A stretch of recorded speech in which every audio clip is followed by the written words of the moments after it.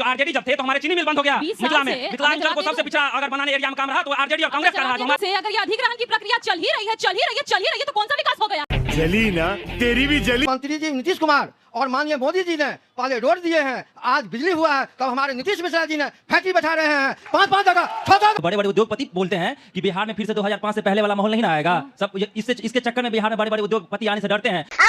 कि तेजस्वी जी ने बोला है कि हम हर परिवार को सरकारी नौकरी देंगे। बिहार में 2,75,00,000 परिवार हैं। कैसा कॉमर्स है उनका, किस तरीके से वो कैलकुलेशन करते हैं, या संजय यादव जी उनका कैलकुलेशन करते हैं कि संदीप जी करते हैं? मुझे थोड़ा सा बताइए आप किस तरीके से वो नौकरी बांटेंगे। अगर मुझे नहीं पता तो मैथमेटिक्स कमजोर है तो उसका मैं क्या कर सकती हूं? लेकिन मैं जवाब देती हूं, मैं बताती हूं। मेरा मैथमेटिक्स नहीं कमजोर है। अगर आपको कॉमर्स पढ़ना हो तेजस्वी यादव जी को तो हमसे आ सकते हैं। ये हुई ना बात। और इनको MY समीकरण के नाम पर A to Z परिवार चलाते हैं, इनके पूरी परिवार। हिंदुओं को जाति में बांट करके अगर आप पिछड़ा करके सत्ता में आए, लालू प्रसाद, राबड़ी देवी, तेजस्वी यादव कब तक सत्ता में रहेगा? ग्रामीण मंत्री हमारे रघुवंश बाबू ने 1 लाख किलोमीटर सड़क बिहार में रघुवंश अगर एक योजना बनाई हो तो कह के जाइएगा। आप जिस गांव में रहती हैं उस गांव की सड़क यदि लालू राज में बनाया हो कह के जाइएगा। आपके घर की बिजली अगर लालू राज में बनी हो बता के जाइएगा। नमस्कार दोस्तों, स्वागत है आपका न्यूज डिबेट चैनल में। दोस्तों, आज की डिबेट हो रही है बिहार इलेक्शन पर, बिहार के मधुबनी में, जिसमें एंकर अंजना ओम कश्यप के साथ डिबेट में शामिल हैं बीजेपी के प्रवक्ता गुरु प्रकाश और जेडीयू के प्रवक्ता सत्य प्रकाश मिश्रा। इसके अलावा आरजेडी की प्रवक्ता प्रियंका भारती। दोस्तों, आज की डिबेट बहुत ही जबरदस्त है, क्योंकि डिबेट में आई बिहार की पब्लिक लालू यादव के जंगल राज को अभी तक नहीं भूल पाई और वह सारा गुस्सा प्रियंका भारती के ऊपर फोड़ा है। और तेजस्वी यादव के जुमले पर भी जनता ने बहुत तीखे सवाल किए हैं और जो कसर बाकी रह गई थी तो वो जेडीयू के प्रवक्ता सत्य प्रकाश मिश्रा ने पूरी कर दी।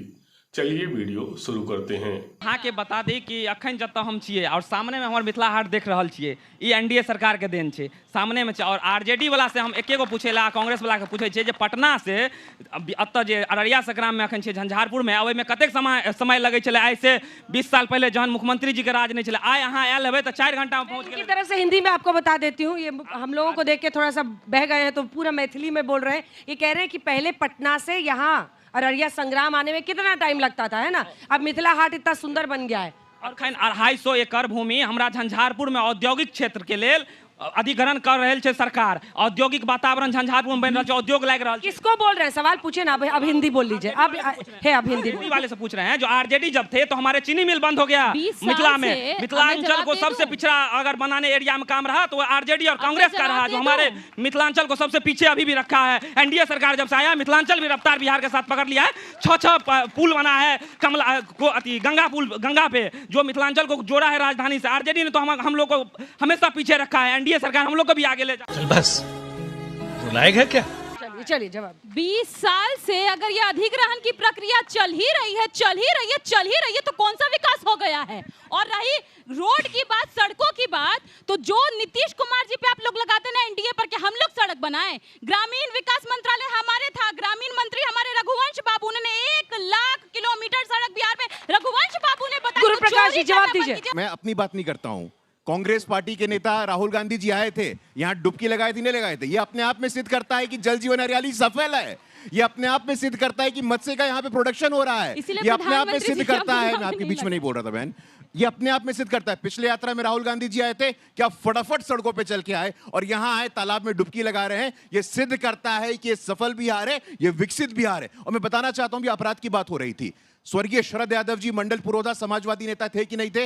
उनके बेटे के लिए टिकट नहीं है। टिकट किसके लिए? एक दुर्दांत अपराधी शहाबुद्दीन के बेटे के लिए टिकट है। शहाबुद्दीन का बेटा टिकट पाएगा, शरद यादव जी का बेटा टिकट नहीं पाएगा। ठीक है, बात तो सही है। और सवाल क्या है सर?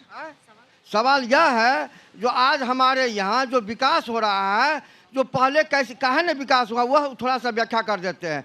जब तक रोड नहीं रहेगा, बिजली नहीं रहेगा, तब तक हमारा फैक्ट्री नहीं बन सकता। बनी है बिजली, सड़क सब है। आज माननीय मंत्री जी नीतीश कुमार और माननीय मोदी जी ने पहले रोड दिए हैं, आज बिजली हुआ है, तब हमारे नीतीश मिश्रा जी ने फैक्ट्री बैठा रहे हैं 5-5 जगह 6 जगह, और भी कहेंगे। लोहा मिल भी बन रहा है, उसका प्रक्रिया चालू है। सवाल है कि नहीं है? यही है कि आप लोग राजद वाले थोड़ा शांत हो जाइए, बुजुर्ग को घर में बैठा दीजिए, नौजवान को काम कराने के लिए चेष्टा दीजिए। क्या दीजिए? काम करने दीजिए लोगों को। कह रहे हैं कि पहले कुछ नहीं हुआ था। गजब बेइज्जती है। तो हम जल्दी आओ, चाहते जल्दी हैं आओ, कि जल्दी आओ। कि नौजवान जो है वो दो तीन ऐसे सवाल और निठल्ला- ले लेते हैं एक साथ। ठीक है, मेरा निठल्ला आरजेडी बैठे, से काम क्वेश्चन करें। है। काम हाँ, करें। यहाँ का उद्योग मंत्री जब दिल्ली जाते हैं और उद्योग के लिए एक मीटिंग करते हैं तो बड़े बड़े उद्योगपति बोलते हैं कि बिहार में फिर से 2005 से पहले वाला माहौल नहीं ना आएगा। सब इसके चक्कर में बिहार में बड़े बड़े उद्योगपति आने से डरते हैं। उसी को दूर मैं करने जवाब के लिए दे दूं? एनडीए सरकार 20 साल से काम किया है और बड़े बड़े उद्योगपति 2025 से 30 में आएगा और हम बिहार सबसे ज्यादा नौकरी देने वाले स्टेट बनेंगे। यहीं के उद्योगपति थे ना बिहार के गोपाल खेमका जी, पहले उनकी हत्या हुई, उससे पहले उनके बेटे की हो गई, बाद में उनकी हुई और साथ के परिवार वाले बोलने लगे उन्हीं के भाई को और बाकी उद्योग वालों को यहाँ से निकल जाइए नहीं तो कट्टा कपान में ठोक देंगे, जिस कट्टा की बात प्रधानमंत्री बोलते हैं। चल झूठा। पीछे जल्दी बैठी हुई किसी महिला को ये मेरा सुनना तो जवाब चाहिए होगा। आपको सवाल जवाब दोनों कांग्रेस के प्रवक्ता से है कि ये बोले चमड़ा का फैक्ट्री, तो पंडौल में आपको शायद पता होगा कि शावी लेदर अभी चमड़ा फैक्ट्री आने वाला है और उसका कम से कम जो है लागत और उसमें कितना रोजगार मिलेगा इसका पता कर लीजिए। उसके बाद कोई क्वेश्चन आउट जो करते हैं उसको मतलब एक प्रोविजनल तरीका से करिए। शावी लेदर के बारे में पता करिए, 10,000 रोजगार आने वाला है वहाँ पे जो अभी बन के रेडी है। आने वाला है बॉस। बोलिए जल्दी। कुछ आया तो कंटिन्यूअस नहीं टेंस है। में है, सब कुछ कंटिन्यूअस टेंस में। तीन चार सवाल और ले रहे हैं, है। रुकिए 20 तीन चार सवाल ले रहे हैं उसके बाद। सिंह की मेरा सवाल गिरफ्तारी आरजेडी की- के प्रवक्ता प्रियंका जी से है कि तेजस्वी जी ने बोला है कि हम हर परिवार को सरकारी नौकरी नौकरी देंगे। देंगे, बिल्कुल। बिहार में 2,75,00,000 परिवार हैं। कैसा कॉमर्स है उनका, किस तरीके से वो कैलकुलेशन करते हैं, या संजय यादव जी उनका कैलकुलेशन करते हैं कि संदीप जी करते हैं? मुझे थोड़ा कि सा अगर बताइए आपका आपकी किस मैथमेटिक्स तरीके से वो कमजोर नौकरी है, बांटेंगे। अगर मुझे नहीं पता आपका मैथमेटिक्स कमजोर है तो उसका मैं क्या कर सकती हूँ, लेकिन मैं जवाब कमजोर है देती हूँ, मैम, मैं बताती हूँ मेरा कैसे देते हैं। मैथमेटिक्स नहीं मैं कमजोर है। बताती अगर हूँ आपको कैसे- कॉमर्स अरे पढ़ना हो जवाब तो तेजस्वी ले यादव जी लीजिए, को जवाब तो वो हमसे ले आ लीजिए, सकते हैं। अब सवाल पूछेगा जवाब लेवे नहीं करिएगा। अब जवाब लीजिए। जवाब ये है कि जब पिछले बार 2020 के विधानसभा चुनावों में भी तेजस्वी जी आए थे, बोले थे 10 लाख सरकारी नौकरी देंगे, तो यही सवाल अंजना किया जी, था। आप ही जैसे लोग तो जो अंजना कहते जी। थे पैसा कहाँ से लाओगे, जेल से लाओगे। मेरा जातीय व्यवस्था पे सवाल है, आरजेडी से सवाल है। पसमानदा की बात मैं कर रहा हूँ। बिहार में 14% पसमानदा समाज है, उसको सिर्फ अंसारी दिखता है, मंसूरी दिखता है, राइन नहीं दिखता है। और भी जाति है जो उनको नहीं दिखता है पसमानदा में, और इनको MY समीकरण के नाम पर A to Z परिवार चलाते हैं, इनके पूरे परिवार। तो पसमानदा समाज को इनके आप भी अति पिछड़ा समाज से आते हैं, हम भी अति पिछड़ा समाज से आते हैं।